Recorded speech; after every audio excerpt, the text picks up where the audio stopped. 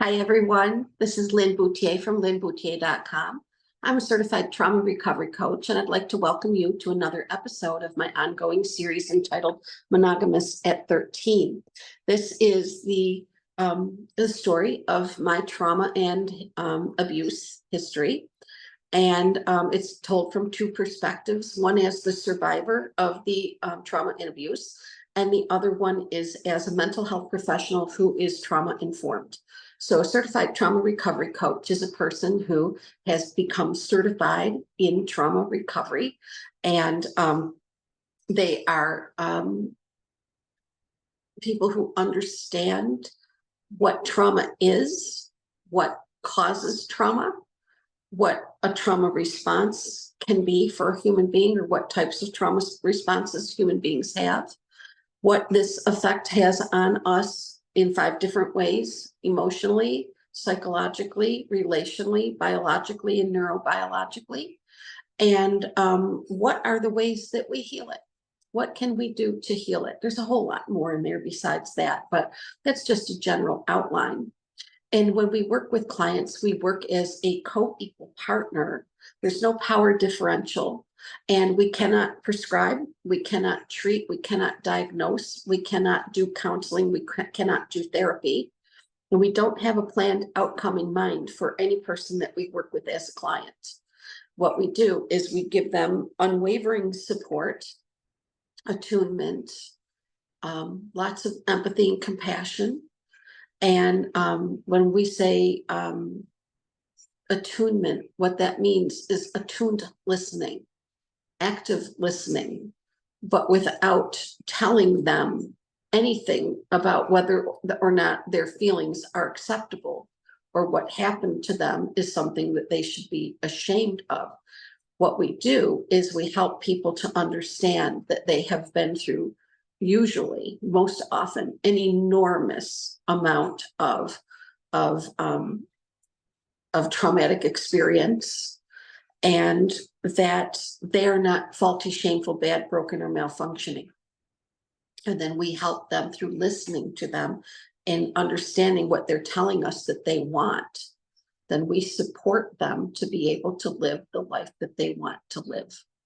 And we have lots of tools to offer them that will help them to be able to understand themselves more, and to understand that what happened to them was never their fault.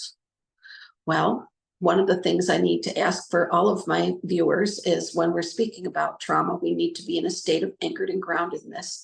If you have not brought yourself into a state of anchored and groundedness, calmness, and you don't feel that this video is the right time for you, that it's the right time for you to view this video. If your nervous system is not ready for doing this kind of trauma work right now, then it's okay to leave it for someone else. But you could also do a little bit of grounding and mindfulness practices and then come back. Today's topic could be triggering. This is a trigger warning because today I'm speaking about addiction. I'm speaking about addiction that is not our addiction. It is our partner's addiction, or possibly our family member's addiction. It could be your parent, it could be your child, it could be your sibling, it could be virtually anyone. But in my experience today, I'm going to be speaking about what it was like for me to be the spouse of a person who is in addiction. And specifically about when I was told that I do not have a responsibility to take care of a person who absolutely refuses to acknowledge that they are in addiction. So I'm just going to give you a brief backstory on what happened to bring us to that point. And I have my little grounding tool, and I've done my mindfulness practices to bring myself into a state of anchored and groundedness. So, and I'm sorry about the dim light in the video. It's a really dark gray day in upstate New York today. It's been raining for a couple of days, and it's really low light. I had a lamp on across from me, and it just glares on my eyeglasses, which is distracting. So I'm just going to leave it like this. But as I've said in the past, I got married in 1985, and when I married my spouse, His addiction to alcohol was already well underway. At that time, I didn't see it as problematic because it wasn't really interrupting my life at all. It was not giving me a difficult time. But when we got married, there had been a lot of unrest and a lot of friction around the idea of getting married in the first place. And he kept on telling me, I don't want to get married. I just don't want to get married. And I would say, why? And he would say, because I don't want to support you. I don't feel like I want to have a spouse yet. And my parents had a really, really hard rule in their house, and that is that they wanted all of their daughters to be married off. And it's really hard to talk about. I know it's very, very distressing to hear too. But my parents wanted all of their daughters to be out of their house somewhere between age 18 and 20, preferably more towards 18 if possible. And we raised you. It's time for you to go leave, have a husband, and raise your own family. They just decided we were all going to be mothers, and we were going to be stay-at-home mothers, and we were going to be pretty much carbon copies of our mom. And so, you know, it's just get married, have lots of babies, and be a stay-at-home mother. And that's what your life is supposed to, you know, your existence is supposed to be. Well, I was programmed from earliest childhood to believe that. And I was not the oldest child. I was the fourth daughter out of 5 daughters to a couple who had 6 kids, and the youngest was a son. And so naturally, my older sisters, 2 of my sisters had gotten married. One of them did not have children. The other one did. And she commenced having babies starting at age 18. And I think her first child was first pregnancy was at age 18, but her first baby was born shortly after she turned 19. So that was just the way it was in my family. And I thought, in order to please my parents, and I had been dating my boyfriend for a few years, secretly for part of that time. But I thought it was my responsibility to go and urge him to, my father kept on telling me, I don't want you in my house anymore. You're 19 years old. You have to move out. When is that guy going to marry you? He's been dating you for a couple of years. His responsibility is to marry you. Well, what that meant was, and this is my father's way of saying, if he had sex with you, he's damn well going to marry you. Whether you're pregnant or not is no consequence. If he has had sex with you, then you are going to marry him, and he's going to have to marry you. So I've told this story before in an episode, and it is disturbing, and I'm just going to give the briefest description of it in case you haven't heard this from me before. When I was 19 years old, and I'd only been engaged for 3 months. It was February. It was an extremely cold night in upstate New York. I'd had my driver's license for about a year, and I bought my first car. My car was on the driveway, and I worked my shift. I came home, I went to bed, and at about between 2 and 2:30 in the morning, my father came up the stairs, and he was quite drunk. And had me by the shoulder and was shaking me and hollering my name, saying, wake up, wake up, wake up. Now, my father never came in our bedroom.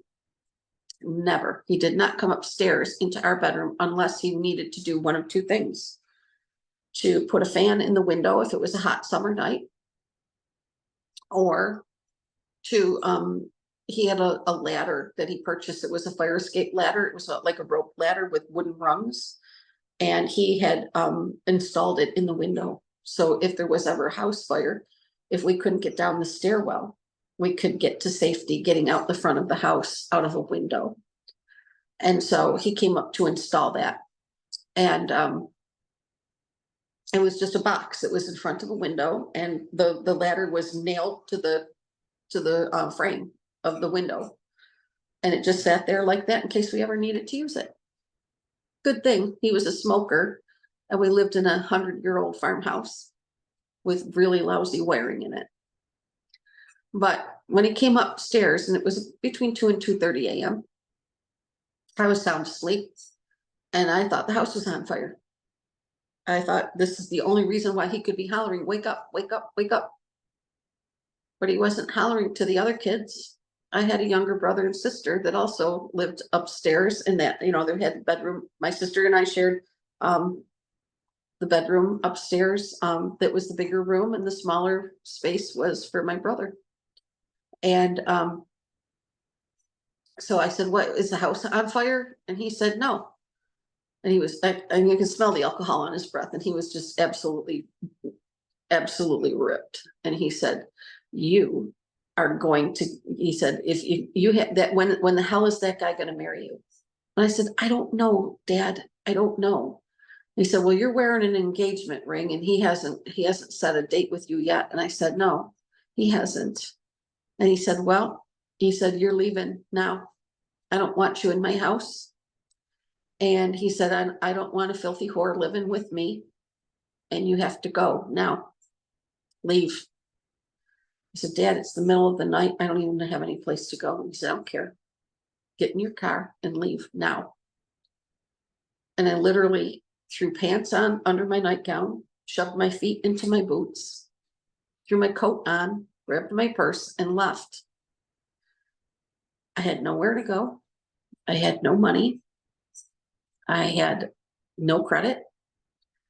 And the only thing I could think of to do was drive to a plaza that was right about 2 miles from my boyfriend's house, from where he lived with his parents. And I called him up, and I told them that, I told him, I asked his dad answered the phone. I said, could I speak to him? And he said, it's very, very late. And I said, it's really important. Could I please speak to him? He said, all right, fine.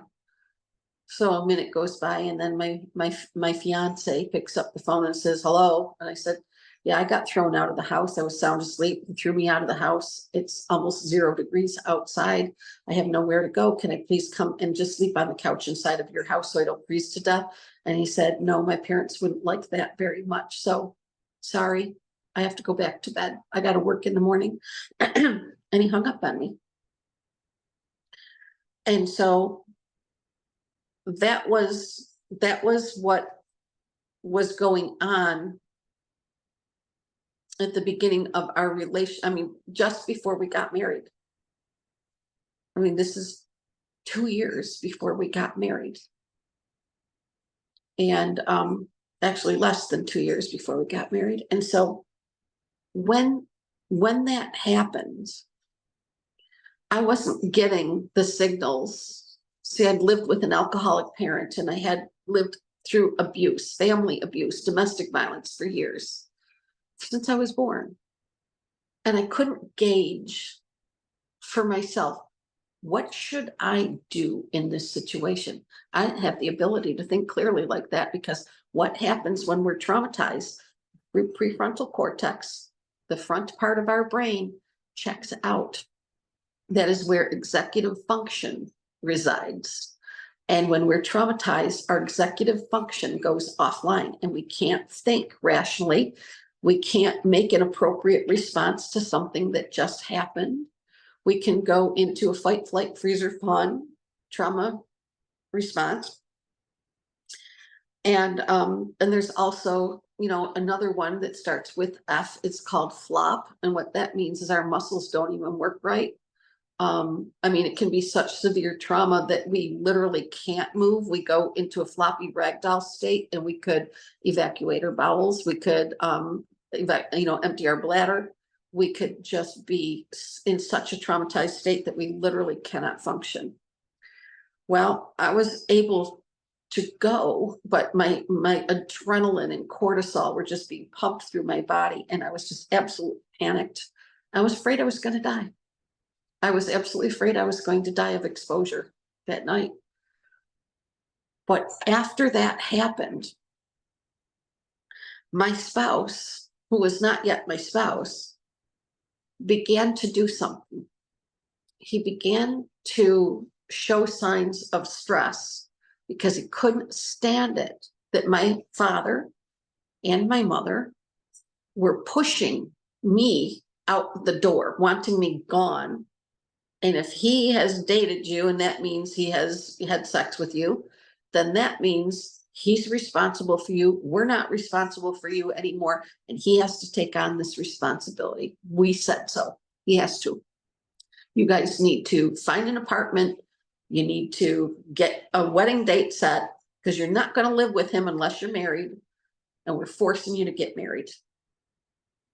Well, one of the responses that my spouse had to that, I can understand, is a natural response that a person would have. He turned to addiction.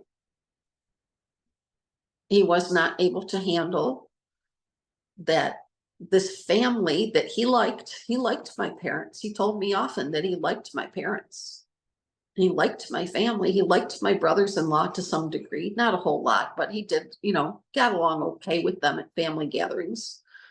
But he didn't want to be personally friends with them, go do stuff with them. But what ended up happening is the wedding was getting closer and closer. We did end up setting a date. And all of the signs of, I don't want to do this, were there.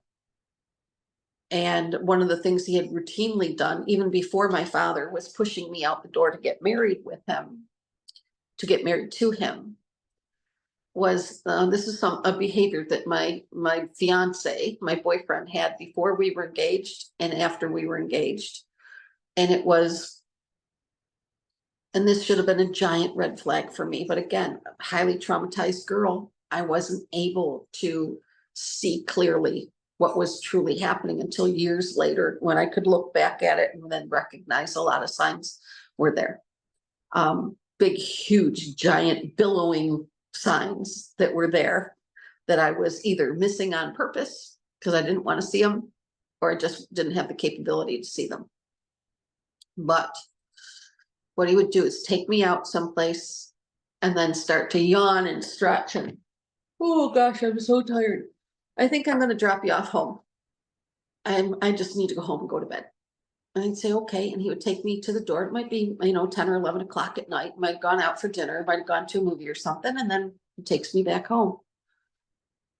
And then I said this in other videos. Then I would hear, like when we were still in school, we were seniors in high school, and I'd hear somebody say, oh, we had such a great time at the, at that bar. And well, that bar is just down the street from my house. It's only about 2 miles down the road from where I lived.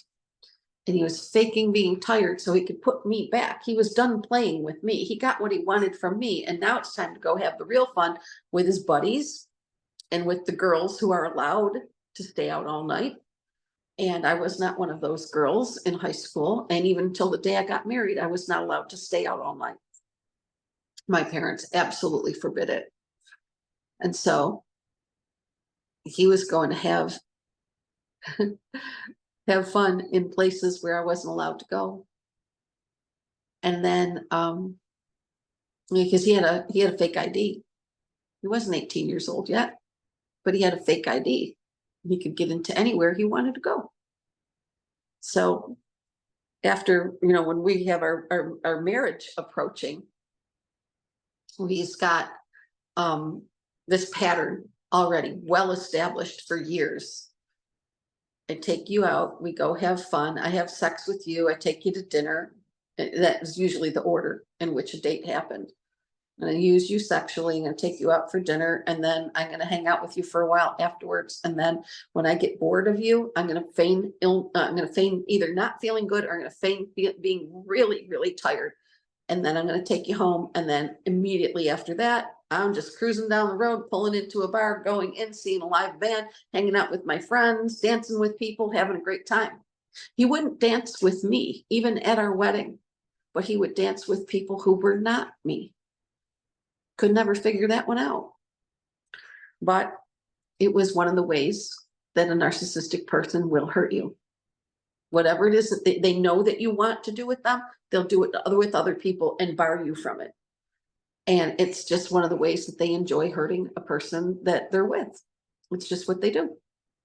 So one of the things that happened in this situation was that I noticed more and more and more and more that he can't really have a good time without alcohol.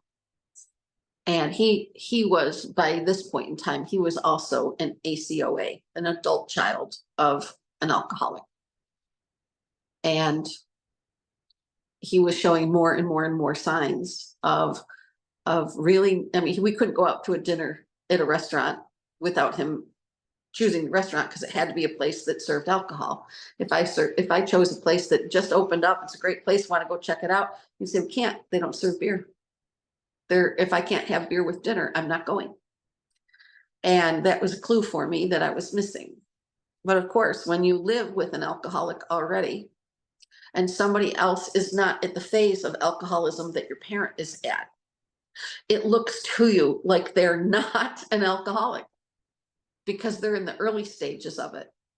And your parent might be in the late stages of it or the mid stages of it. So I was seeing signs, but they weren't registering with me. Well, over the years of being married, and the first couple of years that we were married, I was seeing, not often, but he didn't mind getting absolutely inebriated and then driving with me in the vehicle. But years down the road, something happened. And this is when I'm jumping way forward, okay? 17 years ahead, 17 years into our marriage. And he's been drinking heavily the entire time, going through about a case of beer a week, sometimes a little more than that. I couldn't go to the grocery store without him running down the driveway going, wait. And I'd say, what? And he'd go, don't forget to get a case of beer. And I was like, okay. And I knew exactly what kind of beer he drank. I would never come home with the kind that he doesn't drink. I would never, ever do that.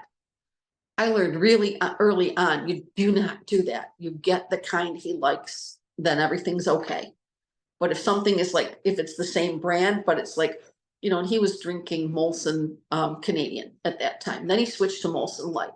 But when he switched to Molson Light, if I had brought home a case of Molson Canadian, that would have been a really bad situation, meaning I'm not going to get physical violence for that, but I'm going to hear about it. And I'm going to get that cutoff, that emotional cutoff that means you fucked up and you should know better than that. And you've displeased me and now I can't bother with you. I just can't bother with you until that feeling surpasses. And then, they might want something. Hey, you got any more pie? Then they'll talk to you.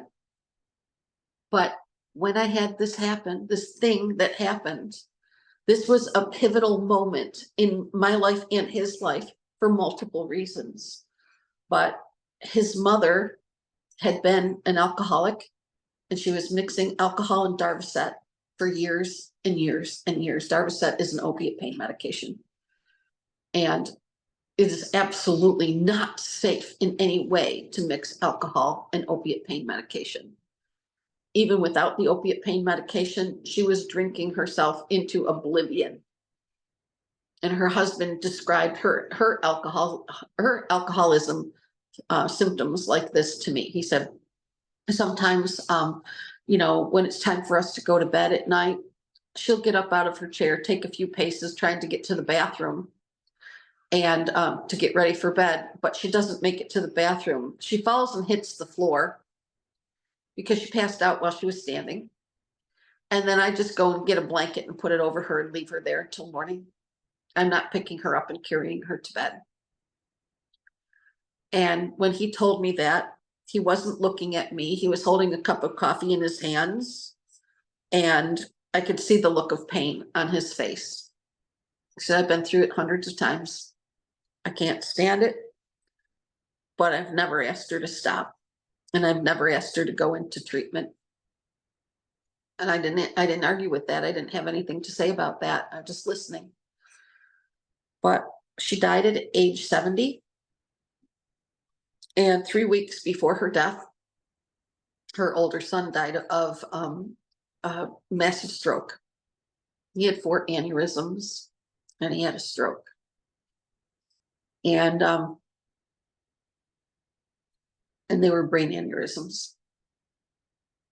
And it turned out, it was revealed to us after his death by his spouse that he had been a binge drinking alcoholic for years.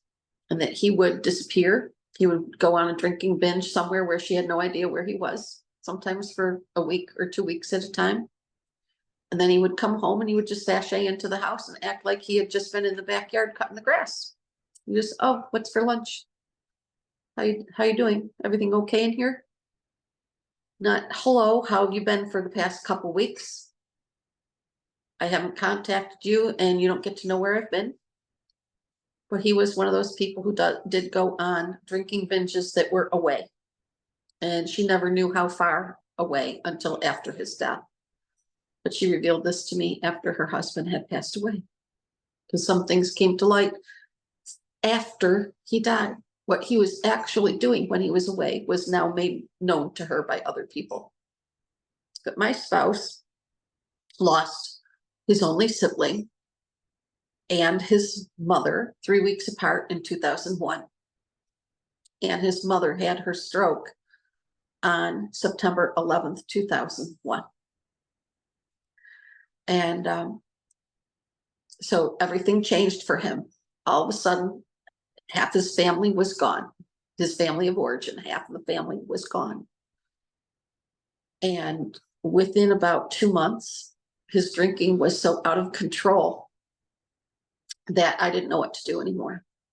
And his father was coming to our house and saying, something's got to be done about this. He's really, really out of control. I don't want him to be in the same condition that his mom was when she died. I don't want that to happen to him. And I said, well, then we need to speak to him, don't we? He said, yeah. So he made plans to come over at a time when my husband was home. And he said, you know, we want to talk to you. And we sat at the picnic table out in the backyard. The kids were off doing other stuff. They were in 2nd and 5th grade at that time. They were home, but they weren't sitting there with us listening to this. But my husband his dad said to him, you're out of control. I need you to do something about this problem. And I think what was really hard for my spouse was, well, you never did this to mom. You didn't make mom do anything about this. You never pushed back on her alcoholism at all. And he didn't even call it alcoholism. He called it drinking. When I asked him, are you aware that your mom was an alcoholic and that she died of alcoholism? He said, no, she wasn't an alcoholic. She died from breast cancer. And I said, no, she did not die from breast cancer. She had a lumpectomy and her cancer was gone. She did not die of cancer. He said, yes, she did.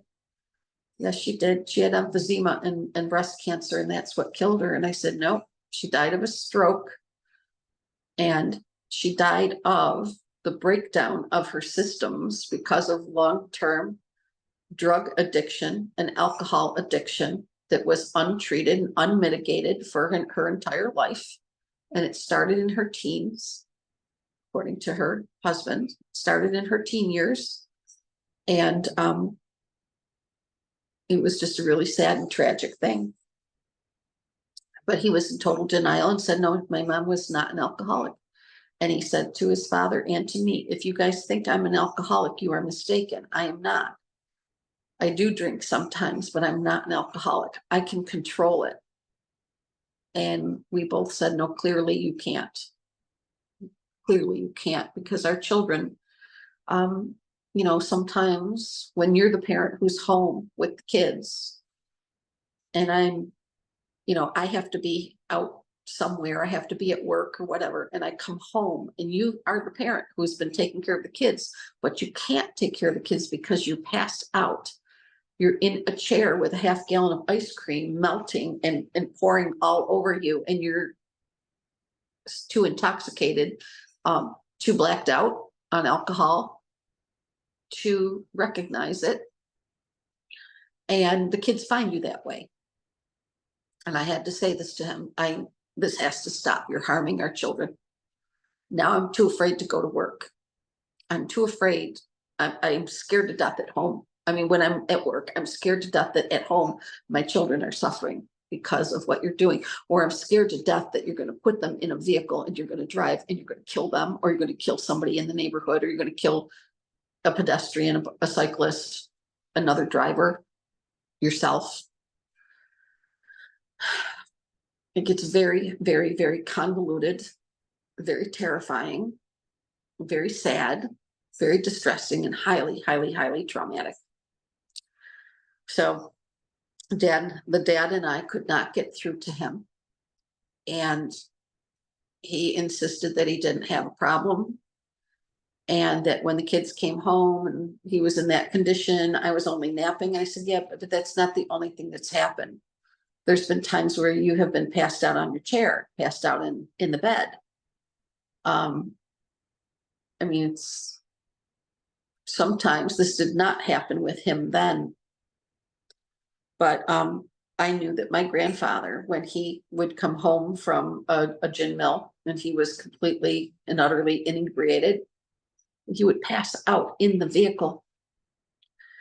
He would put the car in park and then be passed out in the vehicle, and his wife would leave him there because she wasn't able to get him from the vehicle into the house in that state of unconsciousness. So when my caretaking of an alcoholic began, it was very gradual. And this is one of the things that I think a lot of people who look at a person who is caretaking an alcoholic do not understand. Why are you doing that? You don't have to do that, you know. Well, we get conditioned over such a long period of time that it is our job, because what is the opposite? What's going to happen if we don't? Well, the kids are going to see certain things. It's going to hurt them. And we go into protective mode of our children and ourselves. And we end up doing something called cleaning up the negative consequences for the addicted person. But a short time, just a few months after my husband's mother passed away and his brother passed away, I said to him, you're having such severe anxiety, which is causing your drinking. I can see that you're just shaking at times. I can see that you're bending the silverware because your grip is so tight and you're so clenched down. So much anger, so much rage, so much anxiety going on here. And I said, now I'm absolutely convinced with your addiction and with your anxiety being so out of control, and it's giving you some really negative consequences, and it's harming you, and you're suffering. I think you need to go see a clinician. I think you need to go see a psychiatrist, and I think you need a counselor. And you're going to have to do this if you're going to want me to stay with you. You're going to have to get some help for this. They need to help you, advise you what to do with your addiction. Well, what they did was they put him on Xanax. He went to see a psychiatrist, and the psychiatrist put him on Xanax. And now we got a new problem, mixing Xanax and alcohol. And it didn't take long at all for that to become a new separate addiction. And what a lot of people don't understand, if you have someone that you care about, someone in your family who is an alcoholic, and they go to a psychiatrist and they ask them, do you drink? And they say, just socially, just occasionally. They're not going to say, I'm an alcoholic in full-blown alcoholism now. It's extremely unlikely that that's going to happen. So the doctor will put them on Xanax or something similar, a different benzodiazepine drug. But what they did was they did not talk to the family, and they were dealing with a person who is a pathological liar. I was very well aware by that time, that phase of my life. I've got a couple kids with my spouse. We own a home. He's working, I'm working, paying our mortgage. And I'm very, very, very well aware at that point that I married a pathological liar. I didn't want to face it, But when I began to recognize now he is not just a pathological lying person, but he's also an addiction, and it's severe addiction now. And a new addiction just got added in because the screening was not done properly at the first appointment with the psychiatrist. Because question that they need to ask is, do you consume alcohol? When you got a person who lies to you that's in the room with you and there's no one there to dispute it, going to go ahead and prescribe them Xanax. Going to put them on a benzodiazepine medication, which absolutely cannot be mixed with Xanax. We have a substance in our brain that's called GABA, G-A-B-A. I can't remember what that stands for. All I know is that when we imbibe alcohol, the GABA in our brain is also now interacting with not just the alcohol, but with the Xanax. And because of the interaction with the GABA substance in our brain, if we drink one drink on Xanax, the Xanax causes the effect of the alcohol to be doubled. So it's as if you drank 2 drinks. And if you take one drink with a Xanax dose in your body, the GABA interacts with the alcohol so that the GABA, the Xanax is as if you took double the dose of Xanax. So if you have 1 beer and 1 Xanax, your body responds as if you've had 2 beers and 2 doses of Xanax. You become extremely inebriated very rapidly.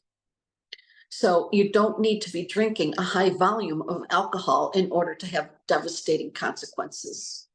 One of the highest risks for people who do that is to have a respiratory failure, or respiratory arrest. And what that means is, because of the highly sedating qualities of Xanax and the highly sedating qualities of alcohol, when you mix the two, a person could go into respiratory arrest or experience respiratory depression, which means your breathing is extremely shallow and slow. And you might be alive, but your organs are getting damaged because you're not oxygenating your body in a healthy way at all during that time. Now, there's also the other consequence that could happen, which is a person could drink, could become inebriated to the point of vomiting, and then they could aspirate on that vomit, which could be deadly, or it could leave them in a in a brain injured state if they survive it. So there's a whole lot that can go wrong from doing this, but it is extremely harsh on a person's central nervous system. It's extremely harsh on the peripheral nervous system. If you look at the list of symptoms that happen from just long-term alcohol consumption alone, okay, that's one set of problems. Then we look at what is the long-term after effects of being on a medication called Xanax.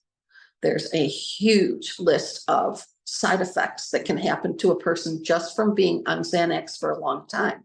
Then there's the separate problem of looking at the long-term after effects of mixing alcohol and Xanax together. And that is a different set of after effects. But what can that cause? It can cause cognition impairment. It can cause severe anxiety. It can cause panic disorder. It can cause impulse control disorder. It can cause tremor. It can cause problems with gross and fine motor control. It can cause ataxia, meaning the same thing. Impairments in gross motor control, where, let's say, for instance, you're watching the person get up from a chair and they look like they're staggering and they bump into the door jamb because they can't go through a doorway without hitting one side or the other. They can have unsteady gait. They can have hallucinations. They can have delusions. They can have memory impairments, long-term memory impairment, short-term memory impairment. They can have problems with executive function. They can have problems with their activities of daily living, meaning they're not sleeping right. They're not eating proper nutrition. They're not socializing in a healthy way. They're not exercising anymore. They're they're not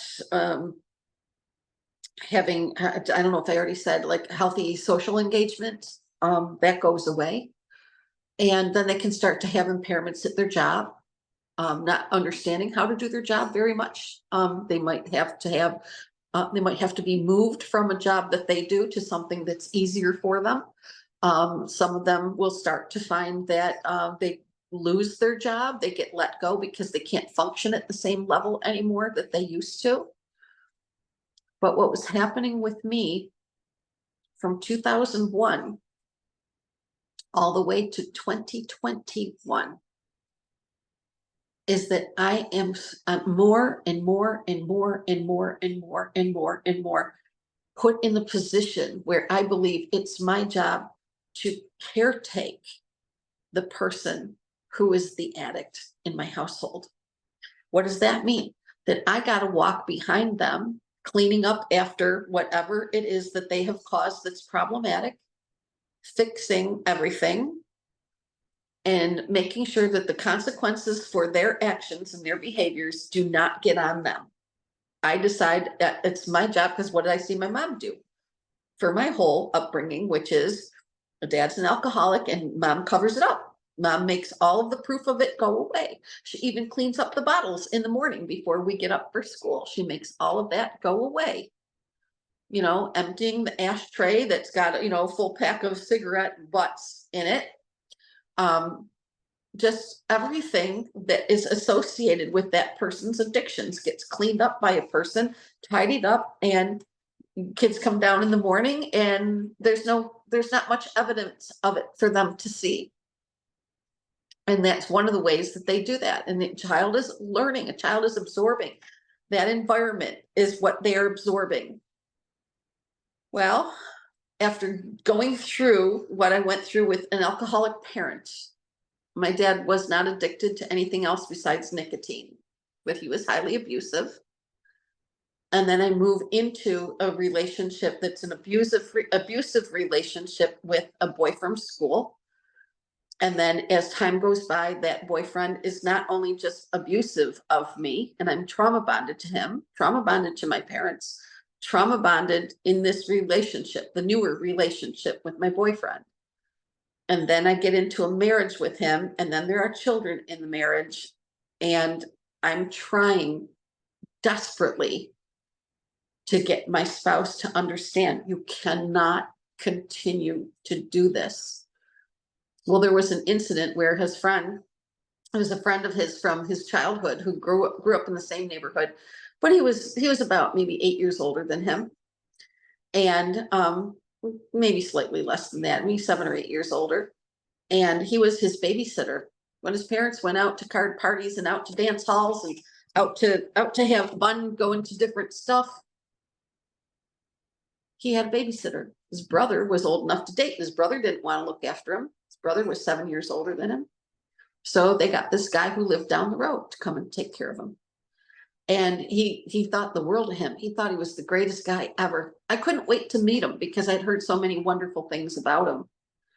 And then when I met him, I'm like, could this be the same person you've told me about?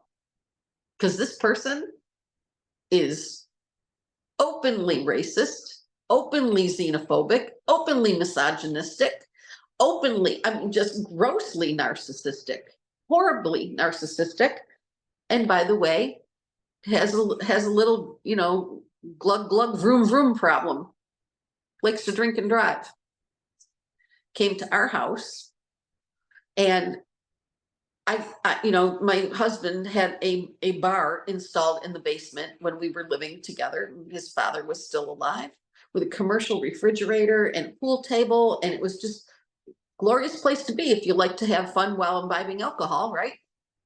Wasn't for me, but I went down there when this guest was at her house and we're sitting at the bar, and I'm getting to know this childhood friend of my spouse's former babysitter from long ago. And they're just throwing them back and you know, drinking beer and drinking shots of bourbon. And I said, look, I think everybody's had enough. And I think it's time to go upstairs and just watch some TV and maybe put on a pot of coffee, because I was not letting this guy leave my house while he's inebriated. And my spouse and I were not going anywhere. And then my spouse said, I need to go outside for a minute. He was hiding smoking from me. I knew he was smoking. When I asked him, are you smoking? Every single time he would lie and say, nope, nope, I don't smoke. And I knew he was outdoors smoking. But then after a while, it was way too long for him to be outside having a smoke. And I was just sitting in the family room, just chatting with this friend of his.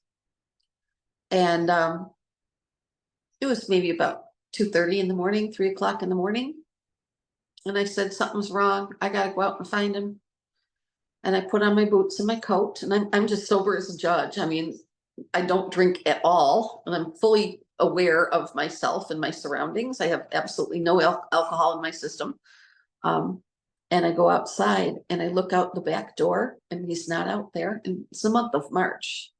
The driveway was icy in patches. A concrete driveway had some ice on it. And then all of a sudden, on the other side of my car is where I found him. He was on the ground, couldn't get himself up. He was close to the garage. And I noticed, I turned our garage door is white, and I see that there are bloody handprints sliding down the garage. Dear God. Well, he fell and he hit his head and he touched it, and he was trying to get himself up. And I ended up bringing him in the house, and he was bleeding pretty good. And I said, I don't know. I'm kind of on the fence. I don't know if I should call the paramedics for him or not. And his friend said, I think you should. So I did, put in a 911 call. And in a few minutes, we had a bunch of guys in our kitchen. And they were not happy at all whatsoever, because when they find out that they got out of bed, and they still have their day jobs, but they get out of bed about 3 o'clock in the morning, and they have to come and put a butterfly bandage on the face and decide whether or not it needs stitches, of a guy who did this because of his irresponsible behavior. And it's not fun for them to have to come and do that. And they were visibly perturbed and saying it right out loud. Yeah, we don't like having to come out to take care of people in your condition, because it doesn't have to be this way. You don't have to be doing this to yourself, which is at a time like that, it's not going to get in. That person is not going to care. They're not even going to remember it the next day. But that was, for me, I was coming up to the end of it for how much more of this I could take. A whole lot more happened that I have not articulated in this discussion. It was bad. It was getting really, really bad. We are babysitting this person to make sure they don't fall down the basement steps and get killed. Going outside and making sure you don't die of exposure, because I was close to going to bed. If I had gone to bed, he could have died out there.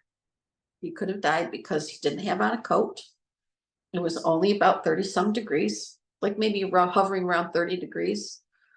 And he was just belly down on the ground. And every time he tried to get up, he slid on the ice. He couldn't get himself up. So did he holler? I never heard anything. Never heard anybody holler. I don't think he had the ability to holler for help at that time. But I got tired. I was really, really, really, really tired. And at the time, our son lived with us, but our daughter had her own place in a different town. So I was extremely sick of having to be the person who makes sure that the person who is in addiction, polyaddicted person, was surviving.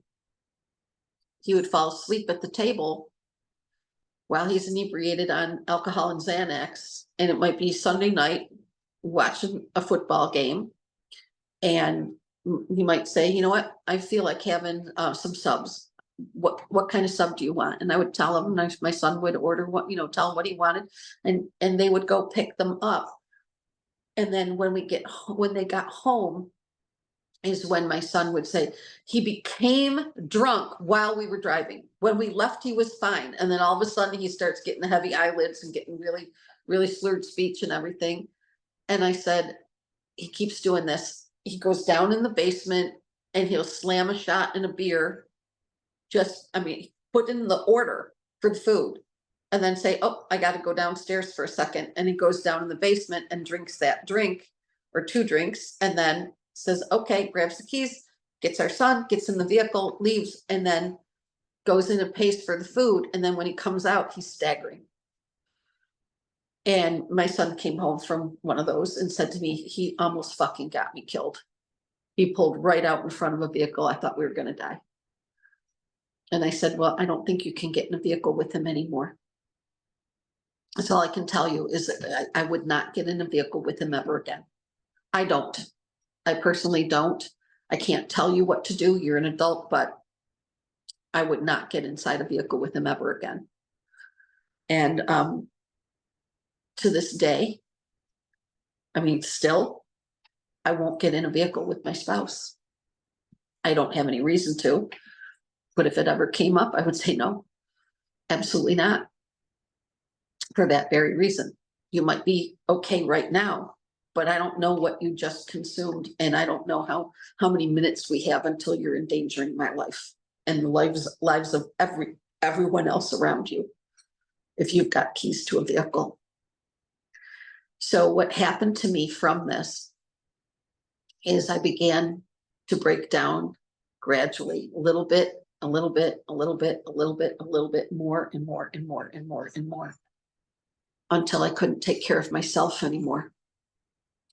I could not get this problem resolved. I tried talking to the doctors. I tried talking, went with him to get the diagnosis of alcoholism 3 times.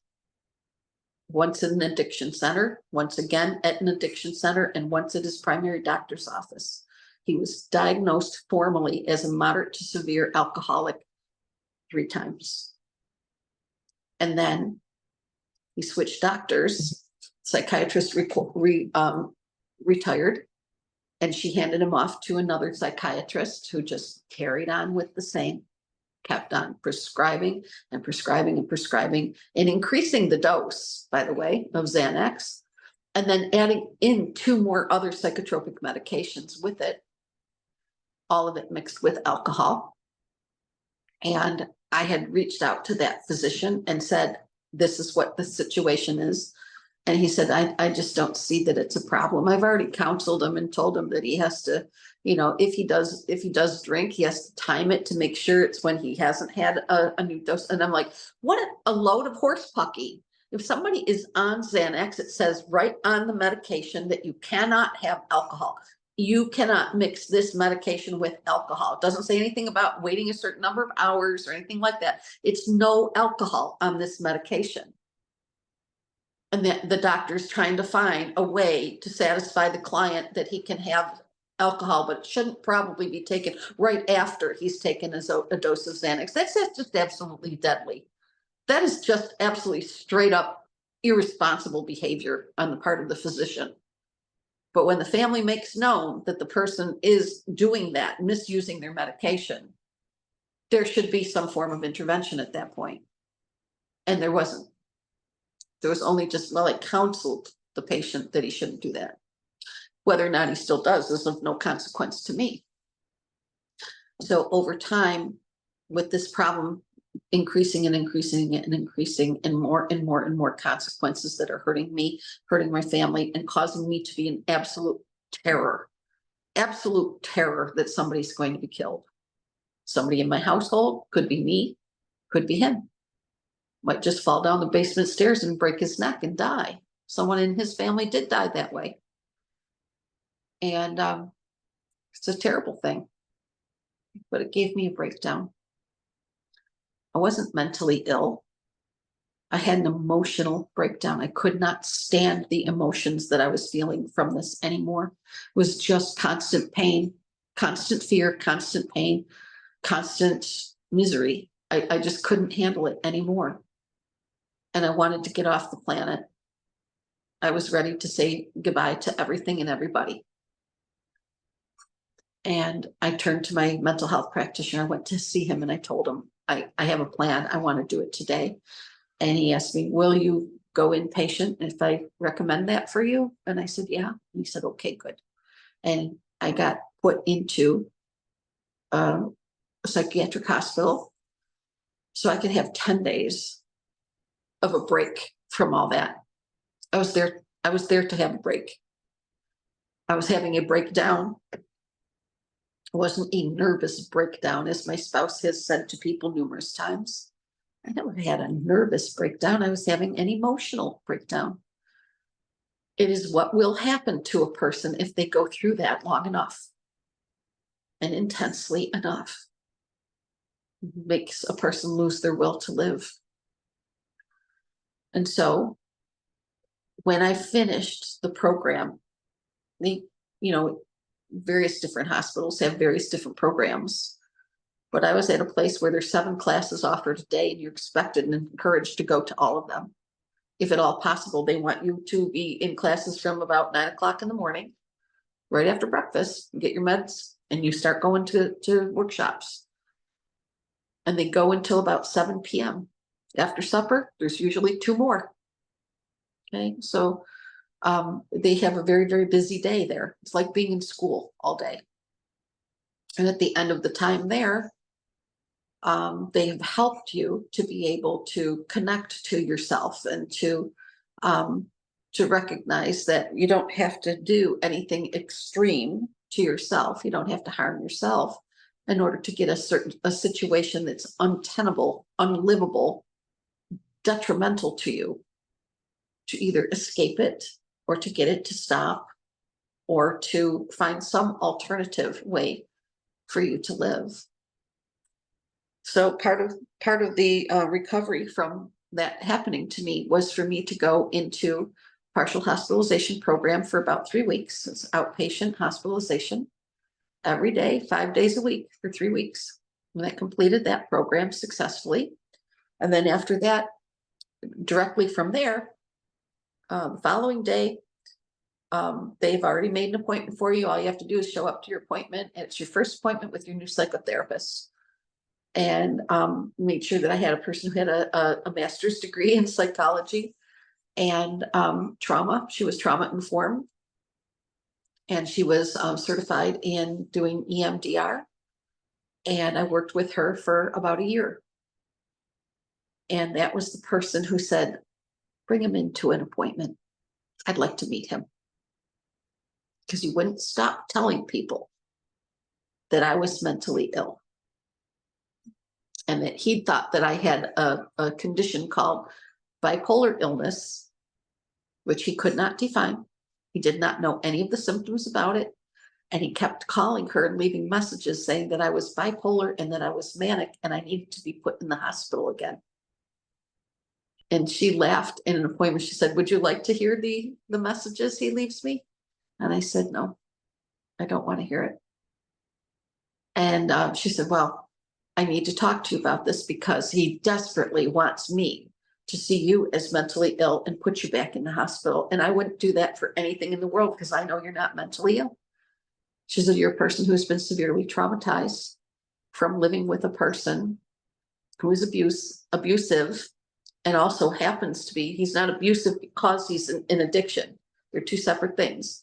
He's an abuser and he happens to be an abuser who has an addiction and then another addiction and yet another addiction. So he's polyaddicted and he's hurting you.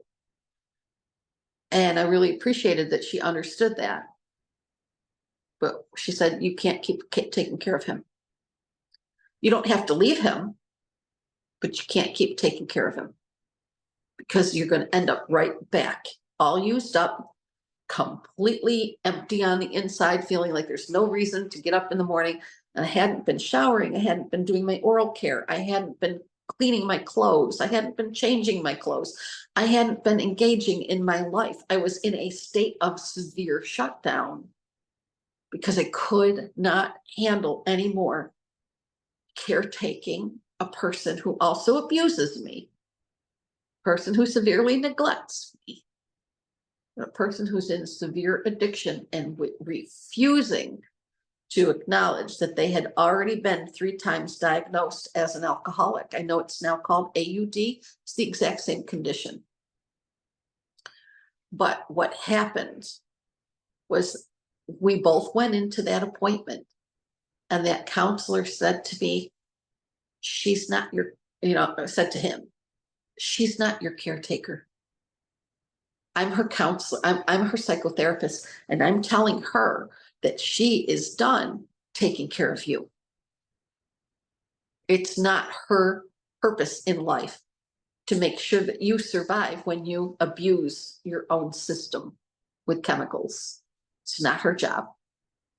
And he said, well, I think it is. And he said, I've always referred to her as a fountain of goodness. She's my fountain of goodness.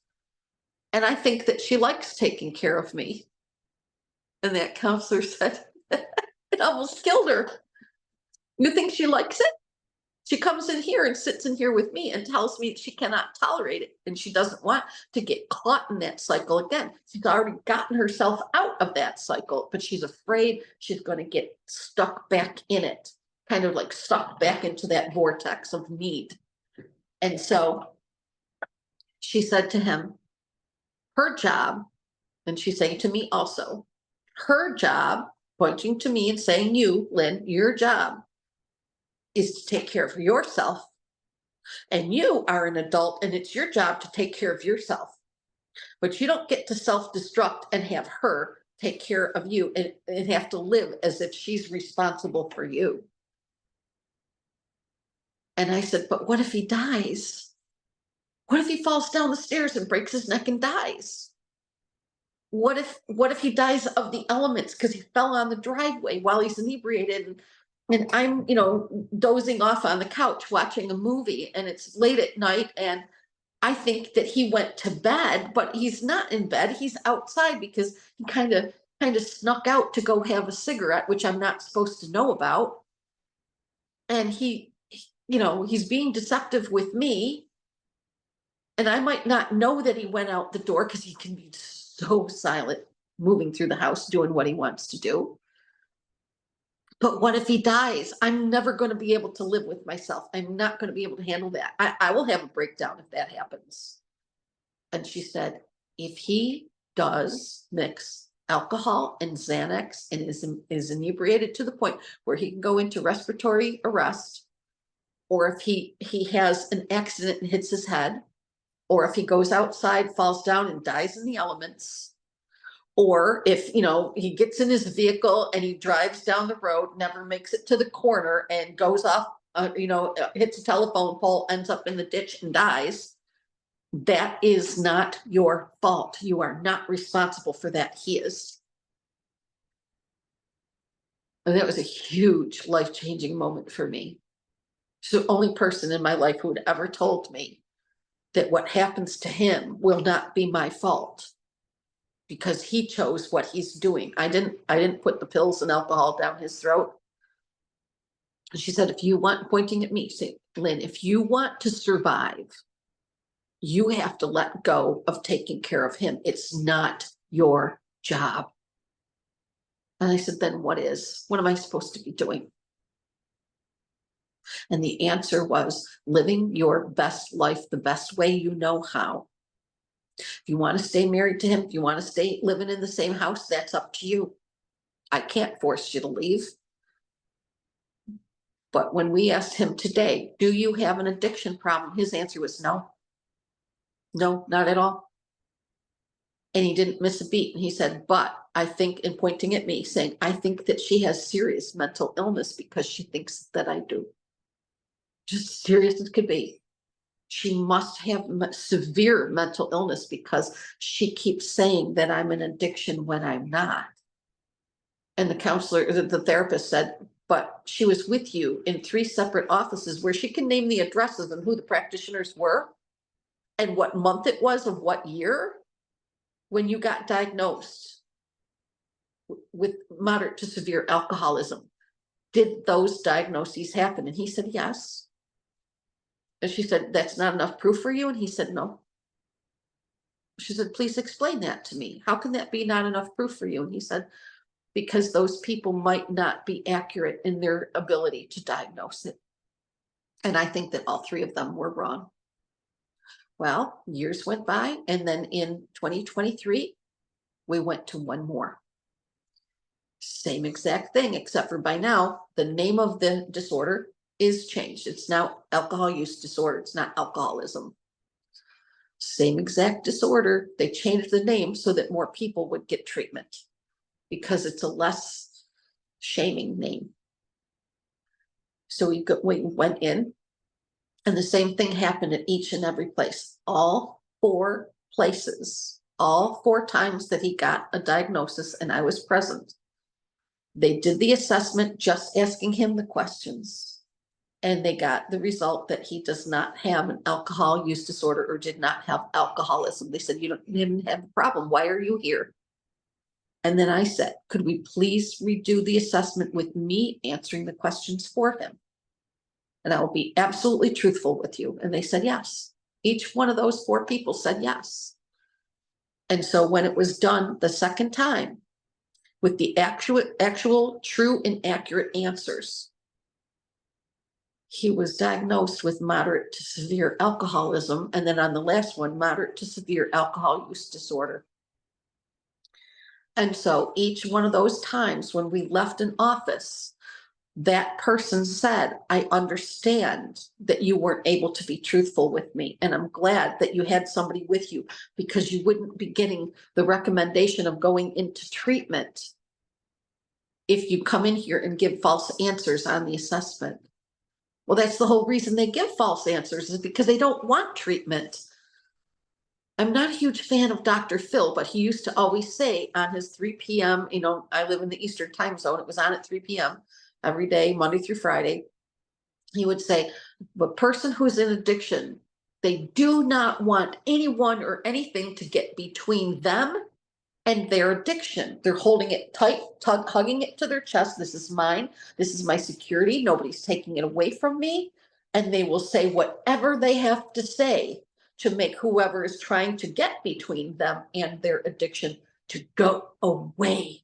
Go away. I don't want you here. I don't want to look at you. I don't want to hear you. I don't want you interfering. And I certainly do not want you separating me from my addiction. It's the most important, comforting thing to me in the world. And you can all just go suck rope. I don't want you here doing this to me. And that's exactly why all 4 times when the assessment was done, he was not able to tell the truth, because that would bring about the result of somebody's going to send me into a program, and I am not going.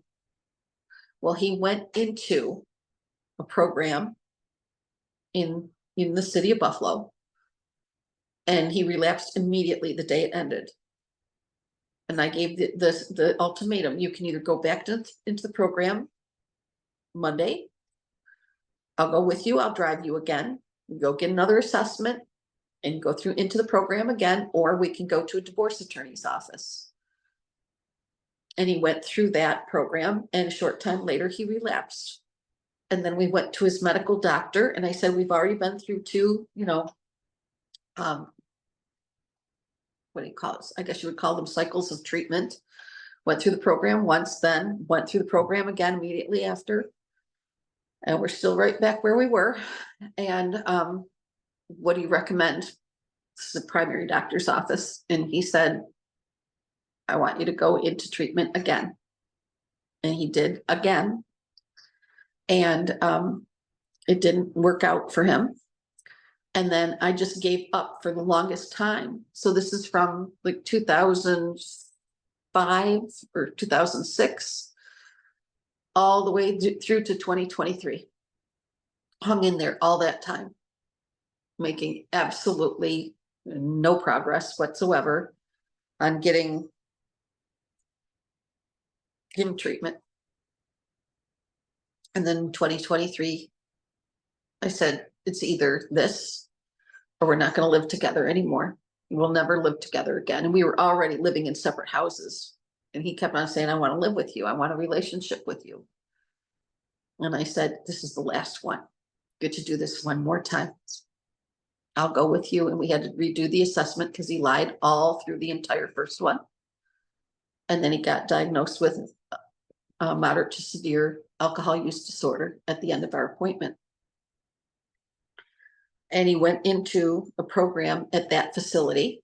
It was an outpatient program. He's never done inpatient treatment. But this is the biggest problem in the whole thing. Not one person was willing to listen to the fact that there was a prescription drug that is a benzodiazepine drug that was part of the problem. And when you go into an alcohol use disorder program, they can't touch the drug addiction. It's not going to be brought up even one time.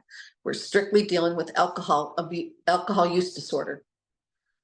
And then when you try to get someone who is a physician, who is even the prescribing physician for the benzodiazepine medication, I went with him to an appointment at his primary doctor's office, long ago, long distance from the time when I spoke to the first primary doctor who diagnosed. But this is a different one, years later. And I went with him because I was his healthcare proxy, and I asked, can I please come to your appointment? I know you have a checkup coming, annual physical coming up. Can we please go together so I can talk to your physician and tell them that you are still having this issue and we can't get this resolved? So I explained to him the medication that he's mixing with alcohol is prescribed by a psychiatrist. I tried calling him. He said, you got 8 minutes, talk. And he would not listen to me when I told him that your patient is driving drunk frequently, multiple times per week. I don't know what else to do about this anymore, but you're prescribing to a long-term, long diagnosed, for over 20 years, diagnosed as an alcoholic. And there's people at risk. And this needs to be, you need to know about this so you can make a decision of what needs to happen, mitigate this problem. Well, he was not interested. And so the primary doctor that we spoke to that same year said, hey, that's prescribed by a psychiatrist. I'm not touching it. You got to take that up with him. I don't prescribe that medication. I said, your patient is going to kill somebody or kill himself. Something needs to be done. And I tried talking to the psychiatrist, and he will not have that conversation with me. He hung up on me. And he said, well, I'm sorry, I can't help because I don't prescribe that medication. So the only question he had for my spouse in that appointment was, he just looked at him. He said, how much more do you want to lose? Your wife doesn't live with you. I'm sure your family is shattered. How much more do you want to lose? Do you want to lose your job? Do you want to be in jail? Do you want to have a thing that you blow into before you can drive? How much worse do you want to let this get? And how much more do you want to lose? And it was a real nice moment and everything, except for it meant nothing to the person who was in the room looking back at him. Nothing. He doesn't care.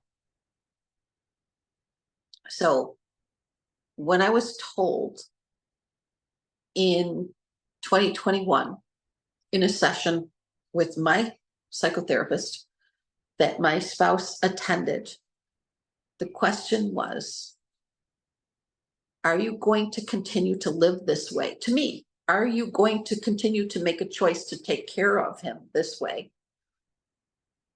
Or are you going to draw a line in the sand and say, at what point is this going to be the day where you say, I'm not doing that anymore. I want to stay alive. I want my life. I want the things that I love to do to continue.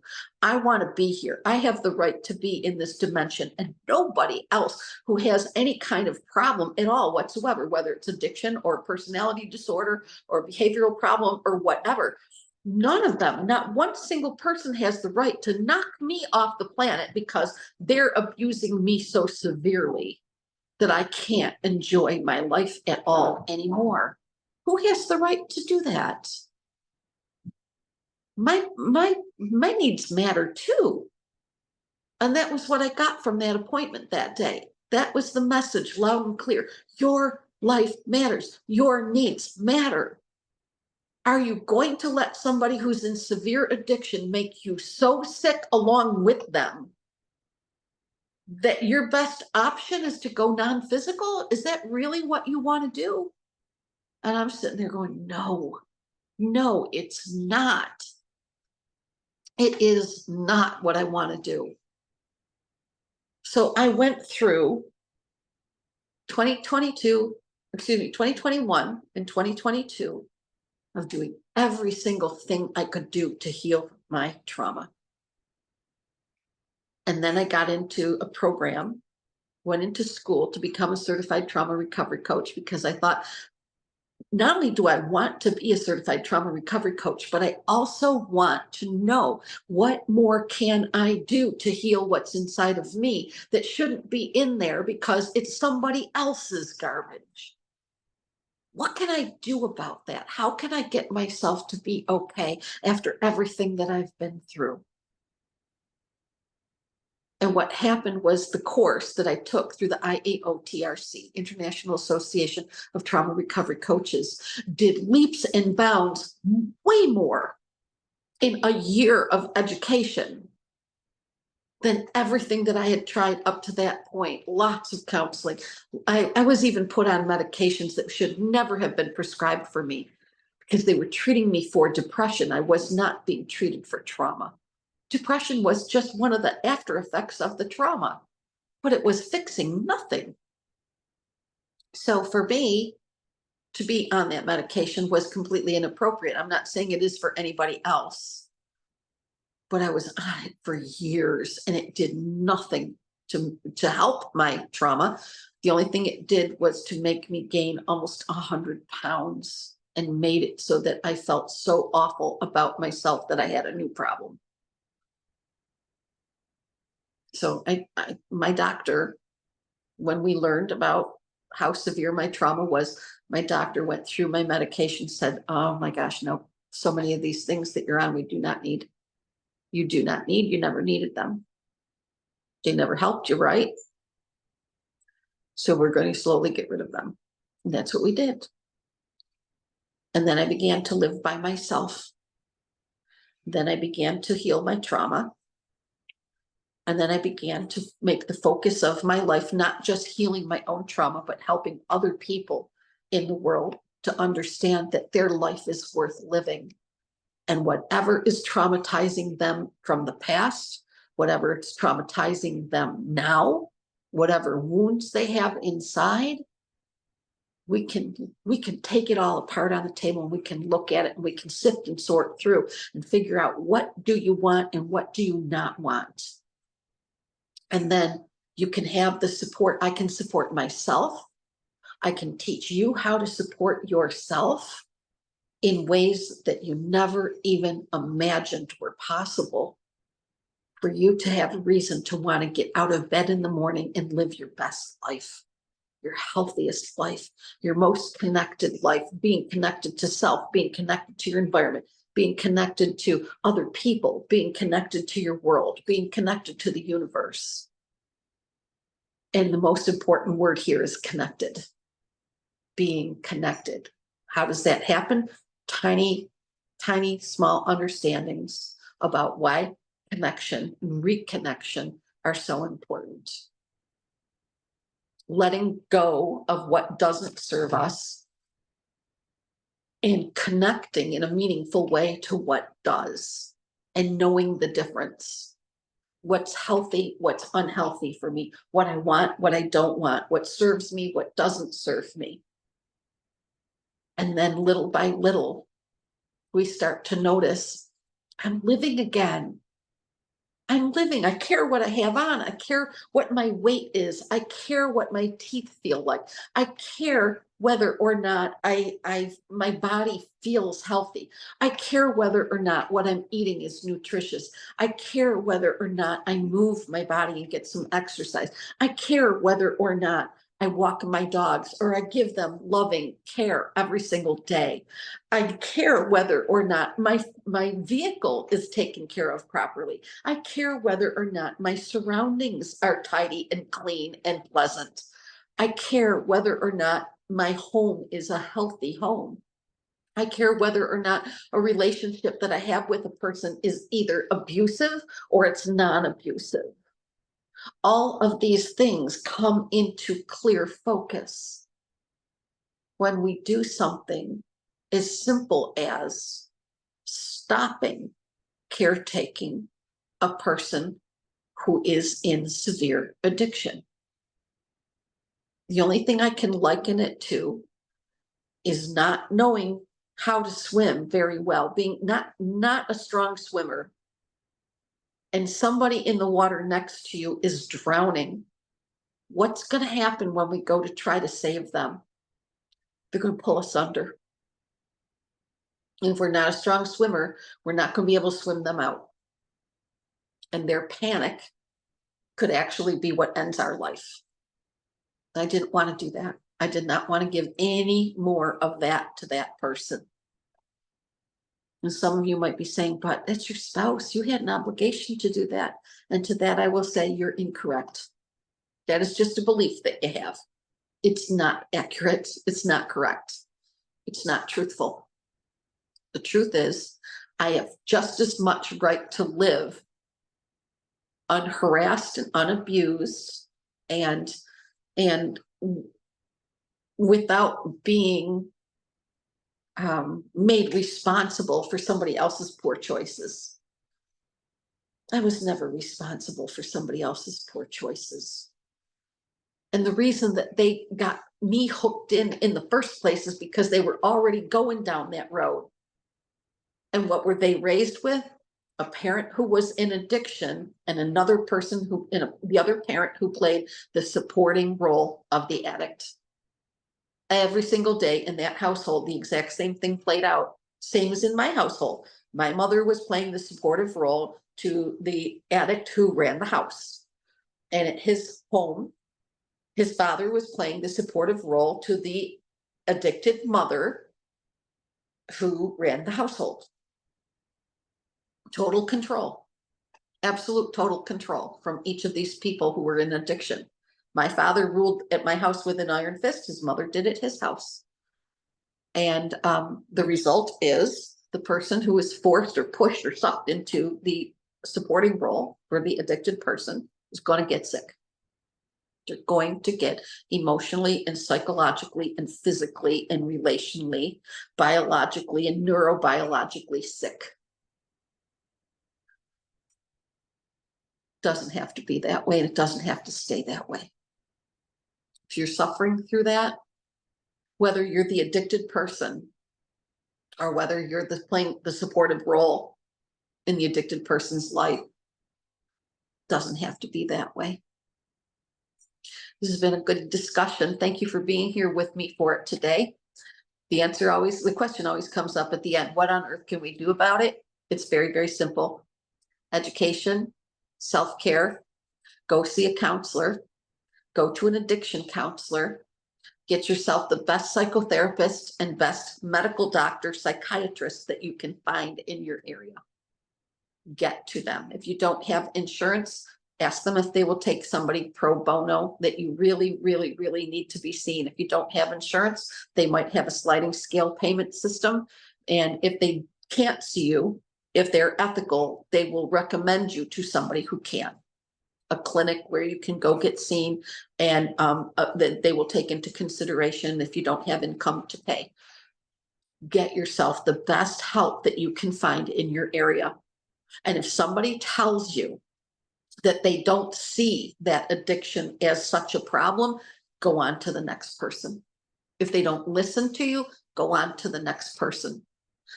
Don't stop. Don't settle for somebody who tells you that the problem is in your head and that addiction isn't really affecting you that way. If that happens, they're lying to you. Keep going, keep going. And there's resources such as Al-Anon. I didn't have a great experience with Al-Anon, but I did have excellent, and some people do have fantastic experiences with Al-Anon. It just wasn't for me. That's all I can say. It just didn't mesh with me, but it might for you. So don't discount it. Give them a call, find out where your chapter is in your area. If you don't like the meeting that you go to, check out a different one, okay? And if you go to 2 of them and neither one works out for you, then it might not be for you. But SAMHSA, SAMSHA, I believe is what it is. SAMHSA hotline, just put in a search in Google for drug addicted family member. It'll pop up immediately, the SAMHSA hotline. And when you go to the SAMHSA hotline, you can call them and tell them what you're experiencing, and they will give you a whole bunch of resources for what's in your area. They're very, very excellent at that. It's a volunteer program. They know what they're doing. They do it every single day. Family members call, spouses call, partners call, siblings call. They are used to having a concerned family member call, or somebody who's just feeling like they're at their end of their rope and they need help. So go online, just put in a search for help for addicted family member, and that number will come up. You'll get lots of resources that way. And I hope this information has helped you. If you're interested in working with me one-on-one as your certified trauma recovery coach, if you're coping with an addiction problem within your family and you are traumatized by it, I have resources for you. I have support for you. You can find me at linbouthillier.com. You can reach me. My email is lynn@linbouthillier.com, or you can call my phone, 716-994-3052. And all of that information is in the description page for my videos. All of them have my contact information. Thank you for watching. Thank you for listening. If you're dealing with this problem, there is hope and help for you. You matter. Self-care is never, ever selfish. It's essential for our recovery and our well-being. And you are infinitely worthy of your own trauma recovery. I'll see you next time. Bye-bye.